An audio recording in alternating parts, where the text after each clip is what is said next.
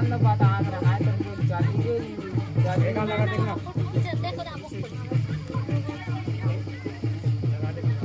mobile बंद पड़ी